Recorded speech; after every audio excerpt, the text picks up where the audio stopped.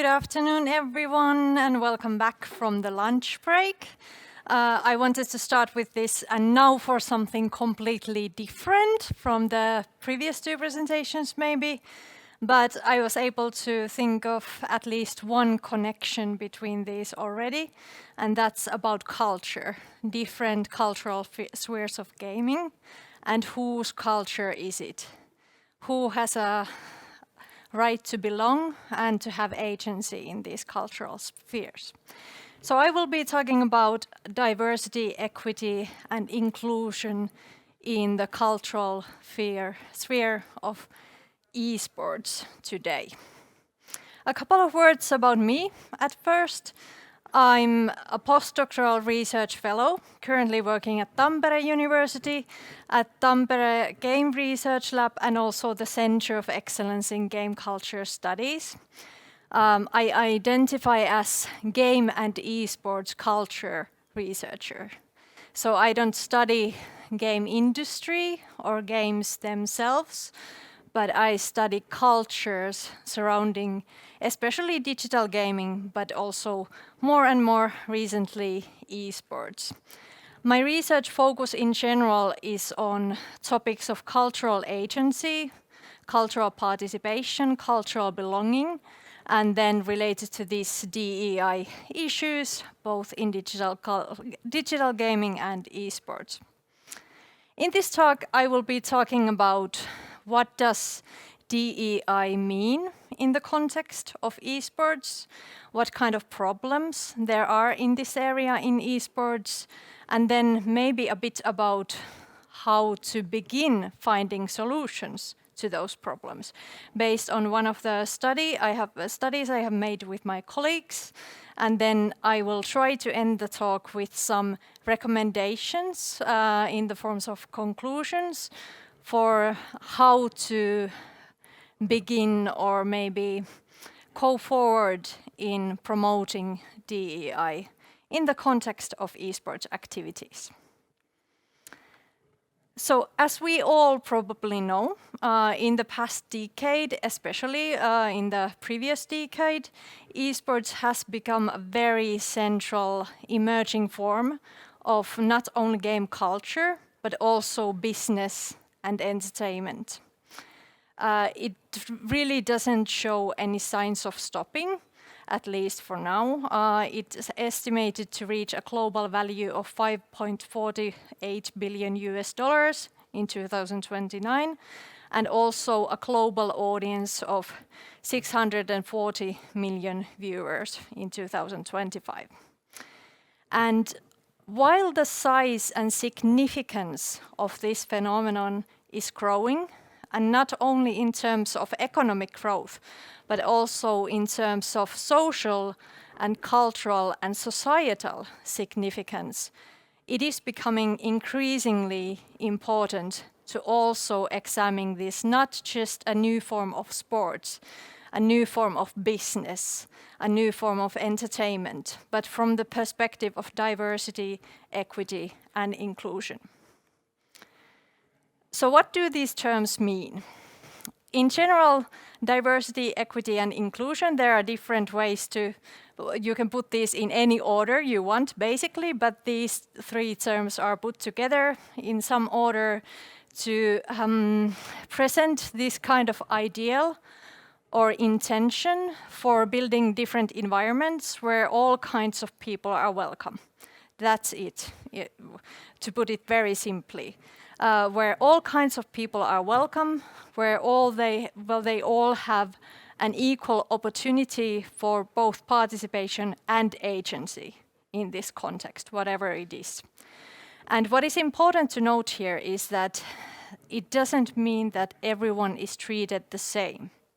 It means that it is taken into consideration how the backgrounds and identities of those people affect their position in that field, and then we will take those considerations and try to make an environment where different identity-based barriers, for example, are dismantled.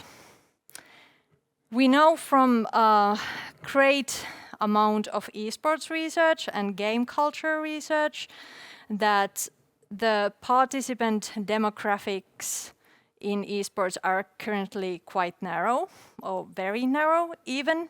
And we also know that those folks in this sphere who represent identities that are somehow marginalized in this context, for example, women, people of color, people who represent gender and sexual minorities, they face systematic discrimination, harassment, and other forms of toxic behavior in these spaces, based on their identities. So then what follows is that DEI in esports means that we try to create esports environments where we acknowledge that these things affect the positions of people who try to enter these spaces, of their opportunities for participation, of their opportunities for agency in this field. And then we try to think about how do we make these spaces welcoming and equal for these different folks, and what kind of steps we can take to make that happen. How can we make sure that these people can feel like they belong, that they are welcome in these environments, and that they don't have to fear for their safety if they are participating here? We know there are a lot of problems in this area in esports, in gaming in general, but also in esports in particular, because of its nature and background coming from two different fields, that is traditional sports and then also technology culture and gaming culture, that are both historically interpreted as very masculine spheres of culture and agency. So because of this, there are there are kind of this burden of history that comes both from the game culture and then also when esports is sportified or represented as real sports, then these kind of issues that come with the history of traditional sports are also carried along here. There is still a very strong stereotype for what kind of a person is considered a capable and skilled esports athlete, and that is usually imagined to be a young, white, cisgender, assumedly heterosexual man, as Emma Witkowski describes it.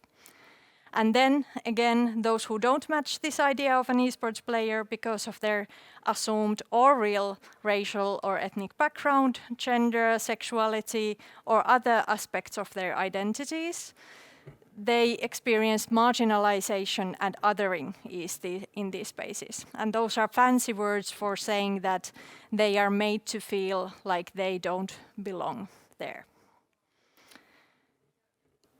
There are especially three different areas that existing research has identified where there exist specific DEI problems in esports. First of them is gender and sexism, and most of this research has actually focused on women, although women aren't the only gender group of which these issues concern, but most of the research is based on that participant group. But we can immediately notice that there's an issue of gender imbalance in esports by simply looking at any esports events and the participants of that event in any role whatsoever. We know that the majority of them will apart from the events that are specifically targeted at different genders, the majority of those people participating will be men. There's a great amount of research that describes specifically what kind of barriers women face when they try to enter these environments. First of all, we know that women esports athletes are not considered or treated as equal participants in these environments, and not only their skill and their performance as players is placed under specific kind of scrutiny and double standards and this magnifying glass that they are assessed as representatives of their gender in those environments. But also they are evaluated as women who are participating in this sphere, which means that they get comments on their appearance and also their gender presentations in a different way than what men players do. Women also are known to experience gender-based discrimination and harassment that may lead to them withdrawing from these environments altogether. And speaking economically, we know that women earn less money in esports as players, and they are also less likely to be hired in the industry than men are. Second big topic of DEI problems in esports that we have several great studies, existing studies on, is racism. We know that in digital gaming in general, players of color are racially profiled when participating in voice chat, for example, and they also then, as a consequence, experience racial harassment and discrimination in online gaming environments. There are studies on esports and competitive gaming specifically that describe how all, for example, black players are put into this one homogeneous as if group of black esports players, and then they are treated as if they are all the same, a bit similarly than what women are treated in these environments. We also know that even though there are a lot of successful Asian players in esports, a lot of Asian players in general, there are still very significant racial stereotypes that are targeted at them. For example, related to assumption of this kind of natural skill that these players have without having to do any work for it. And then also considering them a joint or common enemy of the West in these environments. And then thirdly, there's a third big problem area in DEI in esports. That's homophobia and transphobia targeted as players. I had a screen pop up on my screen here. Thank you. In this area, we know from earlier research that homophobic slurs are commonly used in esports context, competitive gaming context, and they are normalized in these areas. And for example, this study by Stoll and Rusk showed how young people, young men playing Counter-Strike Global Offensive commonly used derogatory terms referring to homosexuality and femininity to signal incompetence of their male team players. And also in streaming, that is a practice that is very closely related to esports. We know from the studies that those who are representing marginalized identities in that area, such as women and players representing sexual and gender minorities, experience heavy amounts of hate speech containing racism, sexism, homophobia, and transphobia. So this is kind of like summary of everything that's wrong in esports. Not everything, but maybe a few focus areas that we know from earlier research. So this has been shown. We know that these problems exist. How we could summarize this is that first, there's a very narrow participant demographics in all roles in esports. There are structural and cultural barriers that are faced by marginalized participants, and those may even prevent them from participating altogether, or then limit their participation and agency in some ways. And what this does is it leads to social, cultural, and economic inequity in esports. So this is the problem. We have seen this from countless different studies.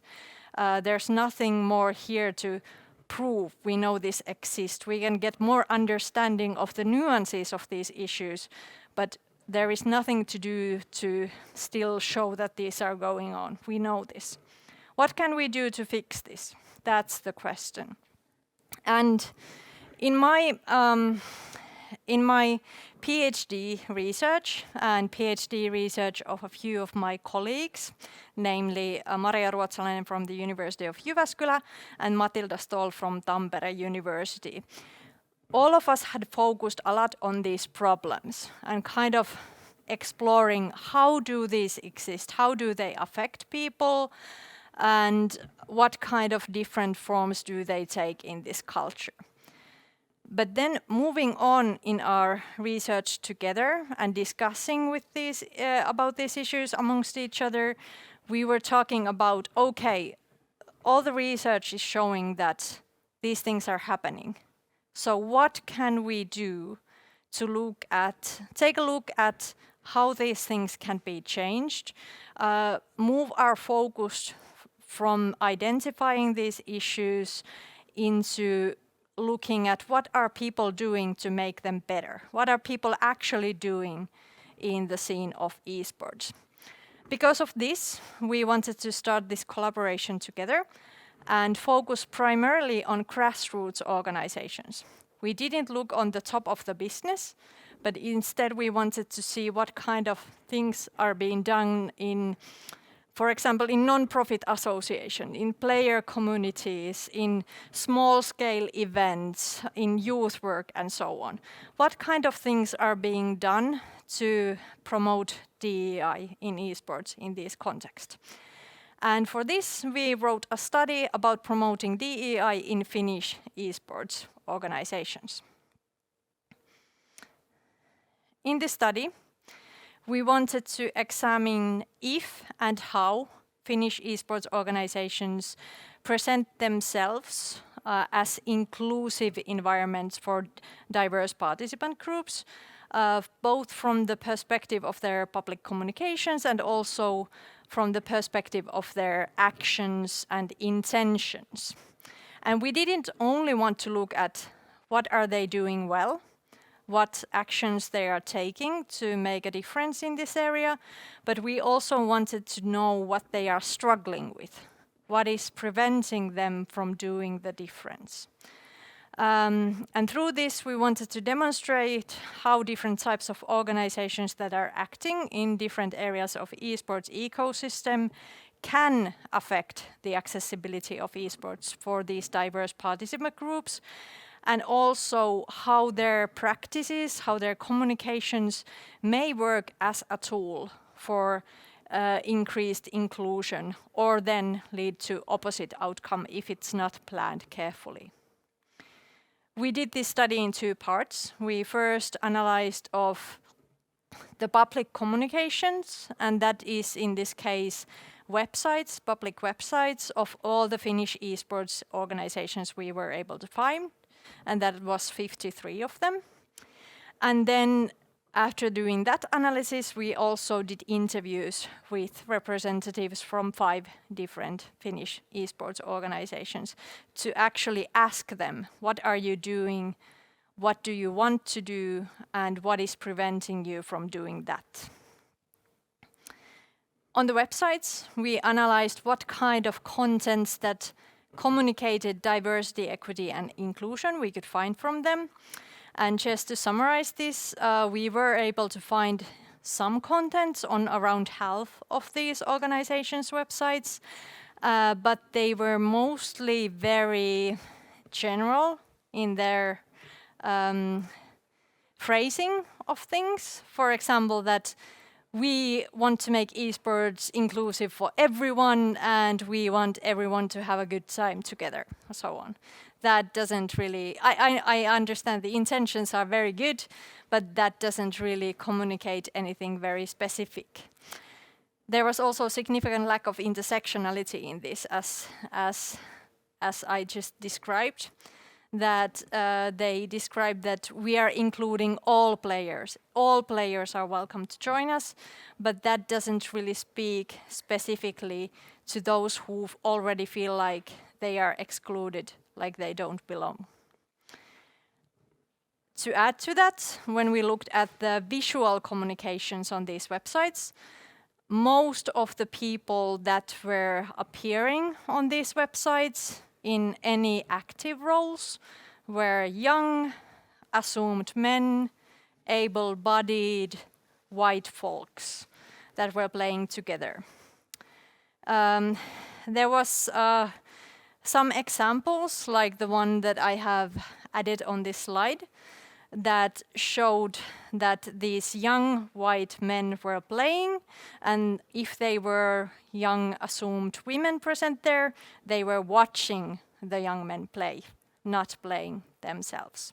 So those kind of communications that maybe even intended to be inclusive, to show that yes, we have young men, we have young women participating here, but when you look at that more deeply, you notice that only the men are actually participating in these esports activities in an active player role, and those others are just to watch those active players, support them maybe. There were also some problematic representations of minority participants. In addition to this example, for example, there was one esports team where all other players but one were white, having very clearly traditional Finnish names.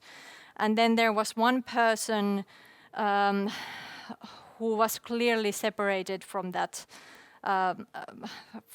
representations, also in the sense that when all those white team members were described as players, like this person plays this role and has specific skills in this area, then this one person was described as their parents are from this country and they are bringing this diversity in this team, which is obviously a highly problematic way to try to include someone as an equal member of the team in addition, instead of making them more marginalized, more othered in that context. When we did the interviews with these organizations, we first asked them, how do you understand equity? What does that mean to you? And they mostly had no idea. Or if they did, they said things like, well, it means what it means in the law, that everyone's treated the same. It means they were, for example, educational institutions that are required by the Finnish law to have a plan for equity and equality. So then they were basing their definitions on that law and what they were required by the law. But it wasn't really about, it didn't really communicate that they had actually had a discussion within the organization. What does equity mean to us? Why is it important to us? How do we want to make it happen? Another way to describe it was that, well, we are not discriminating everyone and anyone, and everyone who wants gets to participate in our activities, which again means that it's not really lowering the barriers for those people for whom the barriers exist in the first place. And then it was often also understood in terms of being inclusive for women and girls. So that for us it means that we want more women and girls to participate, because they are the group that are most often mentioned when you speak about lack of equality in some contexts. They did, however, have different types of DEI practices in their organizations. They had different guidelines and practical measures, such as codes of conduct. They had harassment contact persons. They had moderation practices for their Twitch stream that were all these kind of initiatives aimed to make their organization and activities more inclusive for all kinds of participants. A lot of those practices were focused on player behavior, and interestingly, it was focused on protecting their players from those bad folks out there, you know. They were often describing that, yes, we know esports is very toxic as a cultural area. We know that there's a lot of this kind of harassment, this kind of bad things happening. So we want to make sure that our players are prepared for that. So if they are targeted with that, they know that they can count on us. And when asked if any of their players had ever been found guilty of any of such thing, they said that no, our players don't really do that. It's the other guys. And thirdly, they also described reaching out by trying to make their communications to the public, for example, through their social media channels, more inclusive. So they were thinking about, okay, what kind of words do we use when we communicate about our activities to make sure that we don't only target these to a specific audience segment. And they were also open for different forms of collaboration. For example, some described having contacted expert organizations and asked for their consultation, for example, that they really wanted to hear from someone who has expertise in this area. So they contacted this organization and asked how can we maybe collaborate, include more people through that, use your channels to invite people who don't normally come to our activities, and so on. And then when discussing these challenges these organizations were facing, they were all very strongly aware that there exists this toxic culture, and there's also this very strong stereotype about who is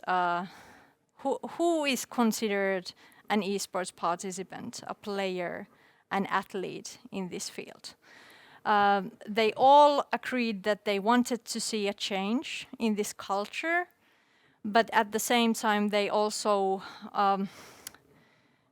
repeatedly communicated that they felt powerless. They said that there has to be a cultural change, and they don't have the resources. Many of these organizations where they had maybe 1 or 2 people hired to run the organization, or they were running on a volunteer basis, at least for the most part. They literally didn't have the people to start doing this kind of work, even if they really wanted to. And they also didn't have the other resources. They didn't really know where to start from. I'm gonna skip this summary, maybe just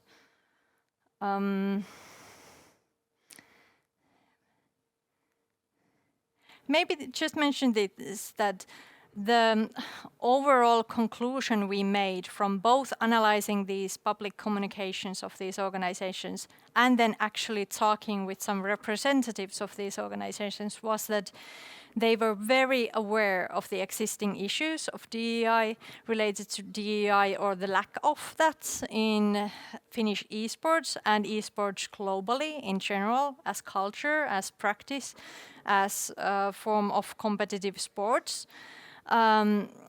They could mention that yes, there's this kind of bad behavior, there's this kind of harassment, there's this kind of discrimination, there's this lack of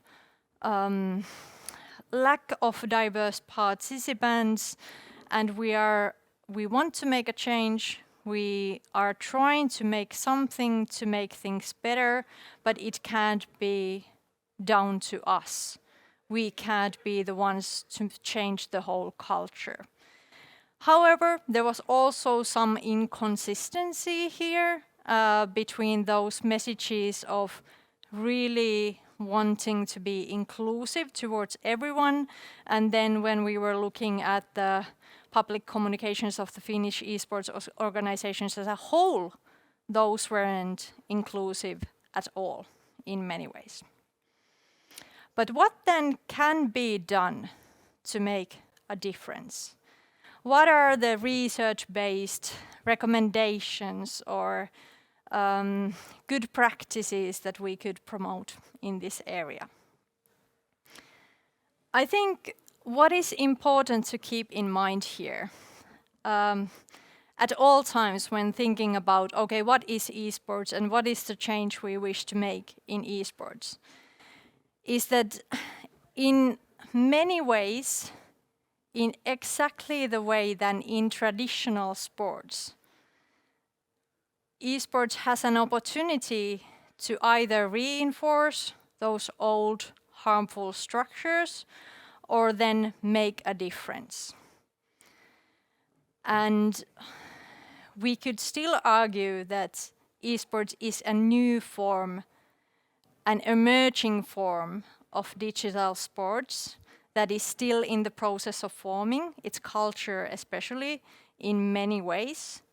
It stands at a very important time where it has the opportunity to really reflect on and think about what kind of sports culture we wish to create in this new area, in this new context.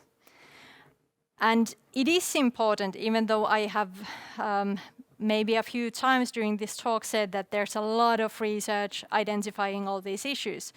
It is important to identify all these issues. It is important to understand how they actually matter to people who are trying to enter this cultural area, who want to become players or casters or work in any role or just play competitive as a hobby or in any way interact with this culture. It is very important to acknowledge what kind of barriers they face based on their individual identity positions in this area. So that is the first step. We need to acknowledge that problems exist. But then, even more importantly, we really need to move on from identifying those issues to looking how those issues are being fixed, what kind of good things are being done, and what kind of initiatives have been started, what is working, what makes people more welcome, more included, more safe in these environments. Some kind of steps have been taken. There are some good resources also available in this area. And I have, at the end of this talk, I can share with you the 5 different recommendations that me and my colleagues have created based on this existing research and also our own project. And first of those is lowering the threshold. It's important to organize low-threshold events and activities that introduce esports to new audiences, so that we don't only reach those who are already in that culture, who are already interested or already participating, but we are also reaching those people who might be interested, who might have potential, who are scared to try, so need to give them an opportunity. One good practice that has been used also in Finland in this area is including things like that don't have necessarily much to do with gaming to start with in these events, such as cosplay, to try to introduce the people who are interested in that but not yet doing esports into these events, for example. Secondly, and this is one that's often emphasized in all research that presents any recommendations in this area, is meaningful recruitment.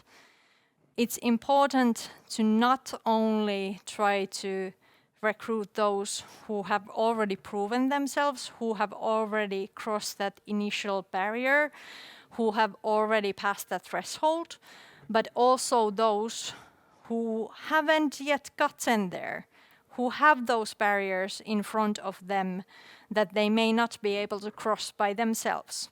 So it's important to allocate resources for recruiting and training potential esports athletes who are in marginalized positions, who may not get that training, get those opportunities if they aren't contacted specifically.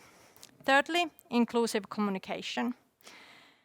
It's very important to critically assess and reflect on your public communications, not only in this area, but also in other areas of game culture, for game companies, for example, for different player communities, for example. It's important to ask yourself, are you presenting your organization as a welcoming and inclusive environment for diverse participants? It's important to consider what channels you are using, what kind of language you are using to describe your ideal or intended participant groups, and think about what kind of participants are included in or missing in both those in the textual communications, but visual communications as well. Fourthly, it's very important to create guidelines and procedures.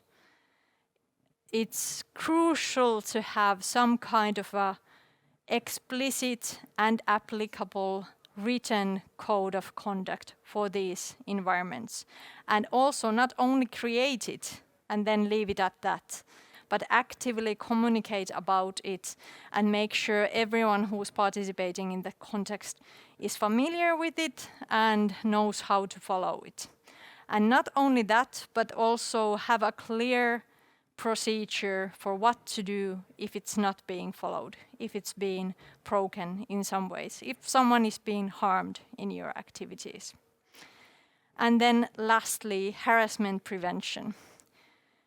You can organize harassment prevention training for your personnel, for your volunteers, and you can, for example, have harassment contact persons available in all your events, so that people know that this organization is taking initiative to make me and all other participants feel safer here. So that people know that when they participate in that event, there will be someone they can contact in case something happens. So it's not just about having those kind of statements on your website or in your whatever social media channels you're using, but actually having these kind of practices that are actively used, actively communicated, that are very clear and that are being followed on many different levels in the organizations. There are many good practices and resources available in this area. For example, an esports code of conduct that was an initiative of the Swedish esports scene, maybe is the correct word for this. So a Swedish esports community that was started already almost 10 years ago, 2014. And it's publicly available in English online, and it's up for everyone's use and adaptation if they find it useful for them. There's also the amazing non-toxic gaming project that has been funded by the Finnish Ministry of Education and Culture, and it's coordinated by the city of Helsinki, but it's a national initiative in Finland, and they have created this openly available guide for creating inclusive gaming activities that is applicable to all game cultural activities, esports included. It's available in English, Swedish, and Finnish, so you can even choose the language of your preference for reading that. There are also, for example, the Finnish Esports Federation Seoul is organizing free trainings for harassment contact persons, so that Finnish esports organizations can have trained personnel participate in their activities and help them keep safe. And then last but not least, there's also research-based recommendations that are based on experience of actually building inclusive and safe esports environment in different contexts. Thank you, everyone. I can show you my references real quick, and then also if you're interested in reading more, here's our article that is open access, so you can check that out if you're interested. Thank you, Usva. Sorry, Thank you. So that was a wonderful talk and it's really informative. If we have any questions, again, you can raise your hand and a mic will be brought to you. And if you have questions in the chat, you can post them in the chat. But I have some questions to you. So, first of all, like, what are the best resources to look at for? Because we oftentimes, as you said, that it's oftentimes like things are. The time's up. So the things are kind of tied to more like gender issues of the diversity.